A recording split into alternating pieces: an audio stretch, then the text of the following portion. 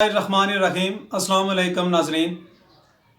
بیالوجیکل warfare, cultural warfare اور economical warfare, یہ تین طرح کی جنگیں ہیں یا جنگ کے مختلف ٹیکٹس ہیں جس سے آپ اپنے مخالفین کو مکمل طور پر ہرا سکتے ہیں، اس کے کلچر کو، اس کی ثقافت کو جو ہے آپ ختم کر سکتے ہیں۔ اس کے علاوہ اکانومی کی جنگ جو آج کل چل رہی ہے، اس کے ذریعے آپ اپنے دشمن کو نیست و نابود کر سکتے ہیں۔ سامعین اور ناظرین، مسلمانوں کے اوپر پچھلی 200 سالوں سے ایک منظم کلچرل وارفیئر جو ہے وہ نافذ ہے۔ مختلف قسم کی فلم انڈسٹریز جیسے ہالی ووڈ اور بالی ووڈ، ان دونوں نے مسلمانوں کے جو مذہبی تشخص ہے اس کو مکمل ختم کر دیا ہے۔ اس کے ڈیپ ایفیکٹ ہوئے ہیں مسلمانوں کے معاشرے کے اوپر، ان کی ثقافت کے اوپر، ان کے رہن سہن کے اوپر۔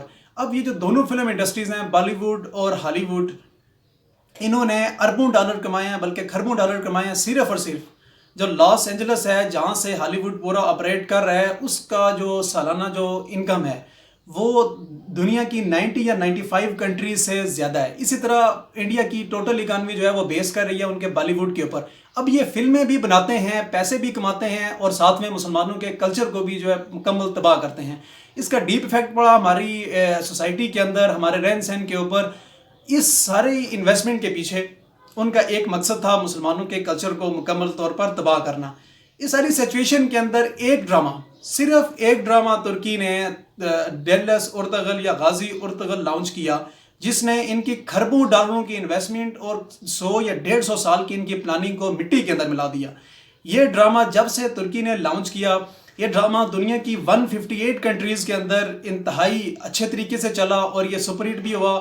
یہ ڈرامہ، اس ڈرامے کے بارے میں کہا جاتا ہے کہ یہ ترکی کا خفیہ ہتھیار ہے اور مسلمانوں کے لیے سب سے بڑا ہتھیار ہے، جس سے مسلمانوں کا اپنا کلچر پروموٹ ہوگا۔ ان کو پہلا فائدہ یہ ہوگا، ان کا اپنا کلچر پروموٹ ہوگا۔ دوسرے نمبر پر ان کے اگینسٹ جو پوری مہم جو لانچ کی گئی کہ ان کے ہیروز کسی کام کے نہیں تھے، مسلمانوں کے، ان کا کلچر کچھ نہیں تھا، تو یہ ڈرامے دیکھ کر جو ہے ہمارے مسلمز بھائی جو ہیں وہ اپنے کلچر کی طرف واپس لوٹیں گے، انہیں اپنے ہیروز پر فخر ہوگا۔ ترکی نے ایک تیر سے 3 یا 4 شکار کر لیے ہیں۔ پہلا شکار یہ کیا ہے کہ انہوں نے اپنی اکانومی کو اس سے بلڈ اپ کیا ہے۔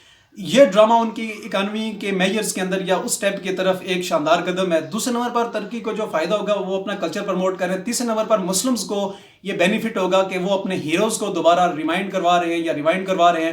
اس کے بعد اب دنیا کی باقی جو مسلم سٹیٹس ہیں وہ بھی اپنے اپنے ہیروز کو یاد کرنے کے لیے اس طرح کے مختلف ڈرامے بنائیں گے، جیسا کہ امریکہ نے اس کو خفیہ بم کا نام دیا، یہ ڈیلس ارطغرل کو۔ اسی طرح انڈیا نے جو ہے اپنے ان کے جتنے بھی ایکٹرز ہیں ان کو اس ڈرامے کی ڈبنگ کے اندر یا اس ڈرامے میں کام کرنے سے منع کیا اور ترکی میں بھی جانے سے منع کر دیا۔ سامعین، یہ جو ڈرامہ ہے، یہ ڈرامہ اس نے دنیا کو ہلا کے رکھ دیا ہے۔ دنیا کی 150 سے زائد کنٹریز کے اندر انتہائی کامیابی سے جاری ہے۔ اس کے مختلف سیزنز ہیں۔ پاکستان میں پوری کوشش کی گئی ہے اس ڈرامے کو روکنے کی، بھرپور کوشش کی گئی ہے، مگر پرائم منسٹر عمران خان کے ذاتی انیشیٹو اور ان کے ذاتی انٹرسٹ کے بعد یہ ڈرامہ ڈبنگ کر کے آج کل پی ٹی وی سے آن ایئر ہوا۔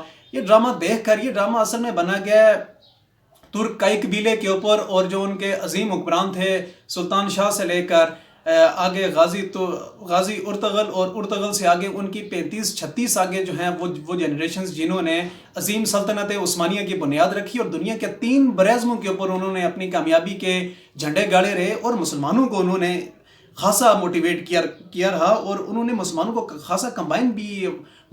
For the first time in the history of Muslims گٹھے رہے ہیں، سیپریٹ نہیں ہوئے۔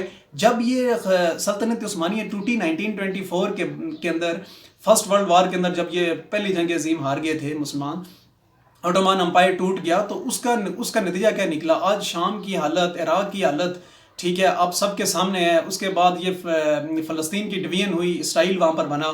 تو سامعین، یہ ایک ڈرامہ جو ہے یہ ہمارے عہد رفتہ کی بہترین یاد ہے۔ آپ بھی اس ڈرامہ سیریل کو انجوائے کریں۔ میری ویڈیو اگر آپ کو پسند آئی ہے تو اس کو لائک بھی کریں، سبسکرائب بھی کریں، اور میرا چینل آپ لازمی سبسکرائب کریں اور اس کو شیئر کریں۔ بہت بہت شکریہ۔